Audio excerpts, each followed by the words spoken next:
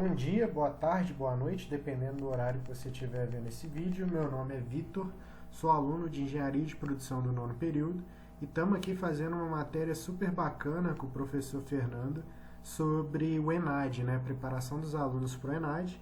E aí o vídeo de hoje é selecionar duas questões dos ENADs de 2008, 2011 e 2014, ok? É muito interessante folheando, né, as provas para pegar questões relevantes para trazer para a gente conversar. Percebe-se, né, que mesmo ENADs de 2008, que fazem 18 anos, são temas super relevantes nos dias de hoje, né? Então a gente percebe como é uma prova bastante atual de ser feita e a gente consegue aproveitar aí muitas questões para trabalhar numa possível preparação, ok? A nossa turma vai fazer o ENAD no fim do ano, ok? E aí eu selecionei a primeira questão aqui do ENAD 2008, que é a questão 2. E ela traz aqui uma frase: quando o homem não trata bem a natureza não trata bem o homem, né? E aí ele traz uma imagem que utiliza uma montagem artística, onde o rosto de um homem ele é formado por diversas espécies de animais e plantas, né? E essa frase de apoio que destaca o maltrato do homem à natureza. E isso gera um retorno aí negativo como consequência, ok? E analisando ali as alternativas, a gente começa pela alternativa A. Atuação do homem na clonagem de animais pré-históricos depreende-se dessa imagem? Correto. Não há qualquer referência aí visual ou textual sobre clonagem de animais pré-históricos, né? Eu nem estou observando animal pré-histórico aqui na imagem. B. Exclusão do homem na ameaça efetiva à sobrevivência do planeta? Gente, na verdade a gente sabe que o homem aí é o principal culpado por todo o mal, né, transtorno que o planeta passa. Então a imagem e o texto sugere a inclusão e integração do homem no ecossistema, não a exclusão da sua ameaça. C. Ingerência do homem na reprodução de espécies em cativeiro? Incorreto, né? A imagem foca na diversidade biológica e não em técnicas específicas aí de reprodução em cativeiro. Alternativa D. Mutação das espécies pela ação predatória do homem? Incorreto. A apresentação ela é uma metáfora, né, de conexão da fauna e flora com a imagem do homem, concordam? E não tem um registro de mutação biológica por predação na imagem aqui. Então, por exclusão, sobra a letra E, que é a responsabilidade do homem na manutenção da biodiversidade, né? Essa montagem ela reforça que o homem é parte da natureza, logo sua sobrevivência depende, né, da manutenção da biodiversidade, da fauna, flora, sendo o principal elo aí do equilíbrio, ok? Questão muito legal. E vamos para a próxima. Eu trouxe aqui a questão 5, né? É uma fotografia aí da Margaret Bourke White. Utiliza o recurso da ironia visual ao colocar uma fila de pessoas pobres e desempregadas buscando auxílio logo abaixo de um painel publicitário que exalta a família ideal e o sucesso econômico dos Estados Unidos. Né? Só para vocês terem um contexto, a gente está falando aí dos anos de reconstrução que os Estados Unidos enriqueceu muito devido à Primeira Guerra, né? A Segunda Guerra. Então é um momento que os Estados Unidos ele passa a ser o exemplo de país ao mundo, né? O jeito americano de se viver, né? Então ele está relacionado um pouco desse contexto. E aí aqui ele traz a Grande Depressão que se iniciou em 1929. Por quê? Só para botar um contexto aqui, quando terminou a Segunda Guerra Mundial, os Estados Unidos, ao longo das guerras, ele foi o principal fornecedor dessa reconstrução da Europa. Só que ele não previu que, a partir da reconstrução da Europa, ela voltaria a ser sustentável. E aí ele começou a não entender que o consumo poderia diminuir. E aí a gente teve ali uma superprodução que não foi abastecida devidamente, né, pelo mercado europeu, que já estava se reconstruindo. E aí aconteceu uma quebra da bolsa, porque você tinha estoques absurdos e você não tinha mercado, né, o jeito americano de se viver.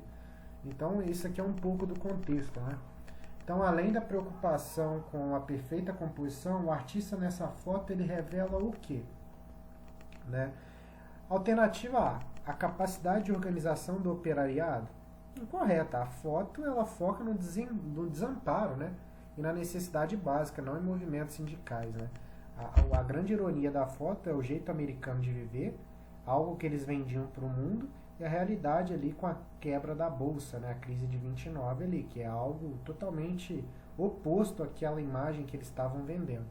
B. A esperança de um futuro melhor para negros? Incorreto. Embora a foto mostre negros na fila, o contexto é de crise e privação, contrastando aí com a esperança, né, do sucesso prometido pelo cartaz. Falso. C. A possibilidade de ascensão social universal. Incorreto. Ela mostra justamente o oposto, né, a falta na ascensão social para aqueles que estão na fila. Né? D. As contradições da sociedade capitalista. É essa, gente. É essa, sem olhar. A gente sabe aí que a ideia é o contraste, né? E que o jeito capitalista ele vende muito um padrão de consumo, um padrão americano de viver, e a realidade aí da foto era completamente outra, né? Então ela revela as contradições da sociedade capitalista, expondo um abismo entre o discurso do sonho, o American Way, e a realidade de miséria durante a Grande Depressão. E a E, provavelmente está incorreto, por exclusão, consumismo de determinadas classes sociais. Não é a ideia. O foco é a escassez enfrentada aí pela população na época, e não o consumo de classe.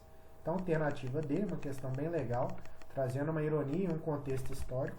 Eu acredito que para o aluno entender um pouquinho para resolver a questão, ele tinha que entender, né, essa crise de 29, esse contexto pós-guerra, que a Europa passou a não absorver mais totalmente a produção americana. Então, um pouquinho desse contexto aqui, entender um pouquinho de ironia, você consegue aí resolver a questão. Se você não tivesse esse contexto, dá para resolver também pegando ali a ironia, né, do jeito americano e trazendo, né, as filas ali para conseguir receber auxílio. Ok? E aí a gente vai para o ENAD 2011. A questão 6, eu achei uma questão super interessante. Ela apresenta aí um infográfico, né, utilizando o X da questão, que vai cruzar dados aí sobre tempo de escolaridade, com taxa de desemprego e os níveis salariais no Brasil. Basicamente, né, uma questão de leitura e interpretação de dados socioeconômicos, exigindo aí que o estudante compreenda como o investimento em educação impacta diretamente a vida profissional e a renda. Né? A gente sabe que quanto maior o seu nível de escolaridade, menor a taxa de desemprego, maior o salário. Né? Então, aqui traz algumas alternativas e aí vamos tentar entender. Né? O infográfico ele utiliza aí duas setas que se cruzam para demonstrar uma correlação direta. Né? Enquanto a seta do desemprego desce, à medida que os anos de estudo aumentam, a seta do salário sobe. Então é uma correlação, desemprego desce, salário sobe. Então vamos tentar analisar aqui. Letra alternativa A. A quantidade de anos de estudos necessários para garantir um emprego estável com salário digno. Correto. O foco não é definir uma quantidade mínima aí para garantir estabilidade, né? Mas mostrar uma progressão contínua aí de ganho conforme a sua escolaridade aumenta. B. Correta. Vamos ver aqui a letra B. As oportunidades de melhoria salarial que surgem à medida que aumenta o nível. É essa a ideia, né? A expressão o X da questão refere ao ponto central, demonstrando visualmente a escolaridade como fator decisivo para a oportunidade de melhoria. Né? Porque se a gente observar, ó, a gente tem uma seta que vem cruzando salário, outra que cruza desemprego. E relacionado ao salário, a gente vê que aumenta conforme os anos de estudo. Né? Quanto maior o grau escolar do empregador, do trabalhador, maior o salário que ele vai conseguir alcançar. Então a gente já chega aqui no gabarito B, claramente. C, vamos ver aqui porque as outras estão erradas. A influência que o ensino de língua estrangeira nas escolas tem exercido na vida profissional do indivíduo? Sim, incorreto, né? O domínio de uma língua estrangeira é citado apenas como exemplo para quem tem curso superior, não tendo aí o tema central do gráfico. Alternativa D. Aos questionamentos que são feitos acerca da quantidade mínima de anos de estudo que os indivíduos precisam ter para ter boa educação. Correto, ele não foca em questionamentos sobre educação boa, mas resultados estatísticos de emprego e renda, né, pessoal? E a E. A redução da taxa de desemprego em razão da política atual de controle da evasão escolar e de aprovação automática do ano de acordo com a idade. Não há menção no texto ali, ou na imagem, a política de aprovação automática ou controle de evasão escolar. Não traz essa ideia. É mais uma correlação de anos de escolaridade, desemprego, cruzando com o salário, ok? Agora a gente vai para a questão É questão 2 aqui do ENAD de 2011. É uma questão aí que avalia o conhecimento sobre a exclusão digital como um problema de acesso a direitos e oportunidades na sociedade da informação. Então ele traz aqui um texto dizendo a exclusão digital e considera ideias aqui 4 alternativas. Primeira alternativa, um mapeamento da exclusão digital no Brasil permite aos gestores de políticas públicas escolher o público-alvo de possíveis ações de inclusão digital. Correto, né? Esse mapeamento é essencial para que o Estado identifique onde é e quem são os excluídos para direcionar políticas de inclusão. E pensando em tecnologia, vai ser o público-alvo mais carente aí, socioeconomicamente falando, certo, pessoal? 2. O uso das TICs pode cumprir um papel social prover informações àqueles que tiveram esse direito negado ou negligenciado e, portanto, permitir maiores graus de mobilidade social e econômica. Correto, né? O acesso às TICs permite que indivíduos marginalizados obtenham conhecimento e informação. Ferramenta crucial aí para você conseguir ter alguma mobilidade social numa possível pirâmide etária aí da sociedade, ok? 3. O direito à informação diferencia dos direitos sociais, uma vez que estes estão focados nas relações entre os indivíduos e aqueles na relação do indivíduo com o conhecimento. Falso, né, galera? O direito à informação é um direito social, um não exclui o outro. E é a ferramenta base para o exercício de cidadania e para a interação do indivíduo com a sociedade, ok? 4. O maior problema do acesso digital no Brasil está na deficitária tecnologia existente no território nacional, muita coisa ainda disponível na maior parte dos países do primeiro mundo. É incorreto, o texto indica que o problema da exclusão digital é multifatorial, é social, econômico e político, né? E não numa questão de deficiência de tecnologia. Não é. O problema é mais social. Então a gente chega no gabarito letra A, 1 e 2 são as alternativas corretas, ok? Vamos para a próxima. Agora a gente já entra no ENAD de 2014. Tem uma questão 3, que ele traz aí a razão entre a pegada ecológica e a biocapacidade do planeta, né? Então esse gráfico aí, ele mostra a razão entre o consumo humano e a capacidade de regeneração do planeta. Quando a razão ultrapassa 1.0, entramos em déficit ecológico, né? Que seria o equilíbrio aqui, ó, nos anos 70, né? Então, esse ponto de equilíbrio aqui, ó, foi atingido por volta dos anos 70. Em 2008, o índice chegou a 1,52, o que significa que a humanidade consome 1,5 vezes o que a Terra pode regenerar no mesmo período. Então, a alternativa correta geralmente destaca que o déficit ecológico teve início na década de 70. Aqui o jogo virou, né, pessoal?